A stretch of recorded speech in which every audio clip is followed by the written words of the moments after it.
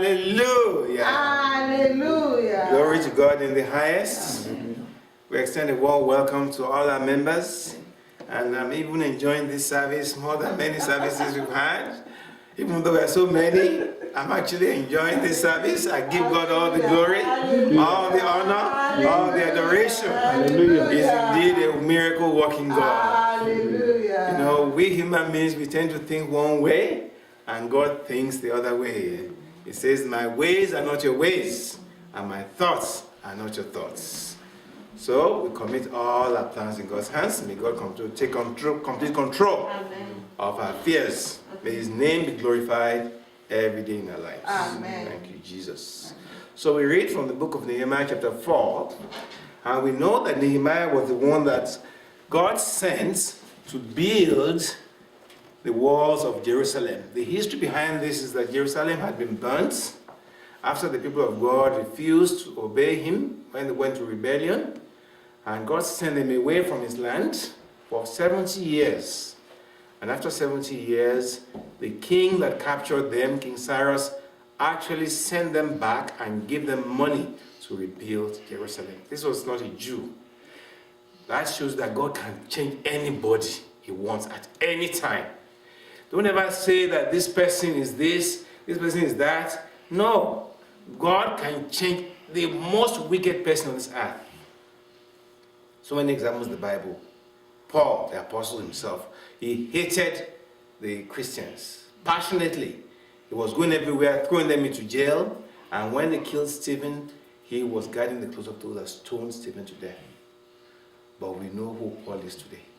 How God changed the heart of a man who was so hard against him and turned him to be one of his powerful weapons. So the king allowed them to return to Jerusalem to rebuild the walls of Jerusalem, build up Jerusalem again. So God fulfilled His word that after 70 years He would let them to return, having learned their lesson. And Nehemiah was the one that was sent from the king's court to organize this rebuilding.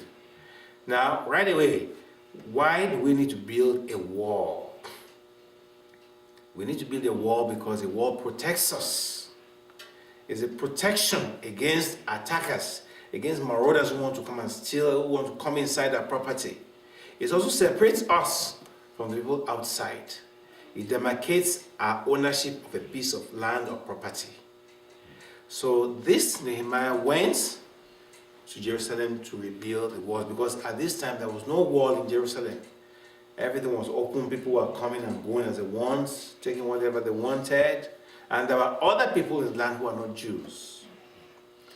So this Sanballat, when he was not a Jew, when he heard that somebody had come to rebuild the wall of Jerusalem, he was very angry. And he began to mock the Jews. Why was he angry? He was angry because he did not want anything good to happen to the Jews. What am I trying to tell you? Don't think that everybody will be happy with your progress, with your success, with your restoration. No. There are people who, they are happy with the way where you are, where you don't have anything, you don't have a job, you don't have a wife, you don't have nothing. They are happy, they'll be smiling with you there. But once you begin to make progress, you get a job, you get a car, you get a house, they immediately change to you. And you wonder, what did I do against them? You haven't done anything. It's just that they don't want you to ever progress in life. They're happy with you down there. They'll be friends with you down there. But once you begin to rise up to that level, they immediately become your enemies. That's what happened to Sanballat. Jerusalem was broken down. He liked it that way. They could do whatever they wanted, go in there, take whatever they want, abuse people. Nobody was. But once he saw that somebody had come to rebuild and restore Jerusalem, he became angry. This is a typical picture of what's happening in this world. So don't think that your friends who are smiling with you now, they'll be smiling with you once you reach that level. You will notice a change, because I will tell you that these friends are not true friends. They are friends with you as long as you are below them. But once you are at that level higher than them, they will change towards you. So he spoke before his brethren and the army of Samaria and said, what do these people think, Jews think they are doing? Will they fortify themselves? In other words, will they protect themselves? Will they sacrifice? In other words, are they going to bring their form of worship again? These Jews that we thought we had destroyed.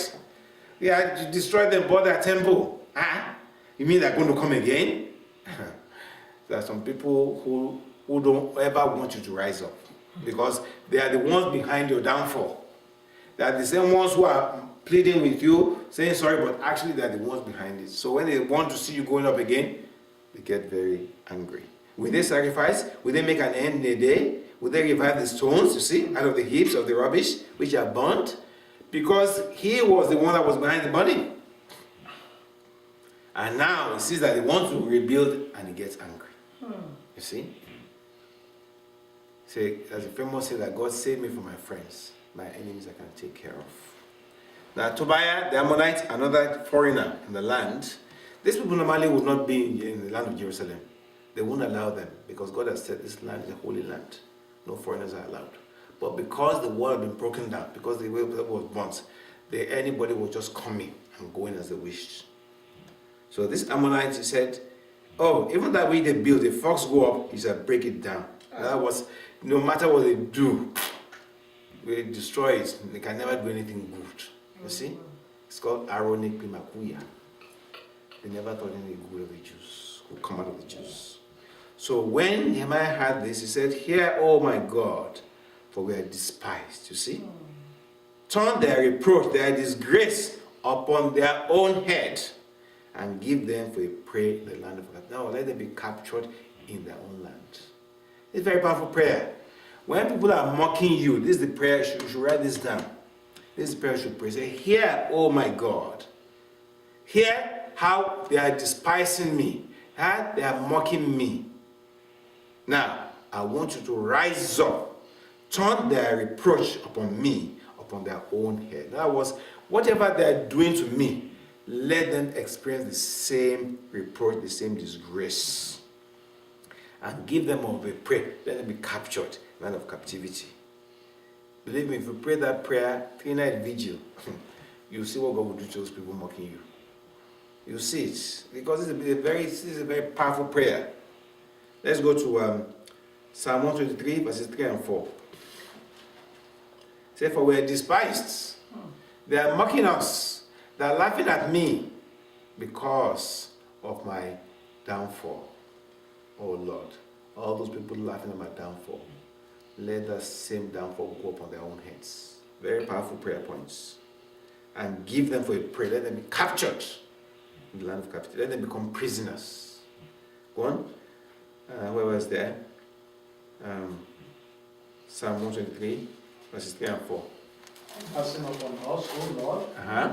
Have mercy upon us, for we are exceedingly filled with contempt. That's it. Our soul is exceedingly filled with the soreness of those that are at ease, See? and with the concept of the proud. That's it. Our soul actually filled with the contempt, the embarrassment.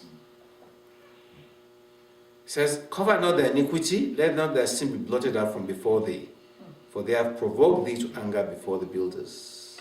So this Nehemiah went and reported them against God. He went to accuse them before God. So they have reproached you. It's not me, it's you that are disgracing because we are working, you're doing your work with your children. If anybody's attacking my children, it's attacking me. That's what he's saying. So don't cover their iniquity. Now normally God would overlook their iniquity. He said, no, let their iniquity be before you. Come and judge them for what they've done. Let not their sin be blotted out from before thee, for they have provoked thee. He didn't say us. He said they have provoked thee to anger. Why? Because if you mock the children of God doing the work of God, you are mocking God. And you go answer. There's God that will answer you. So they said we continue to build the wall. They did not let that reproach, that mocking, that persecution, they did not allow it to discourage them. What is the lesson here? If you are doing a work for God, be sure that you're going to face persecution, as we're going to read later.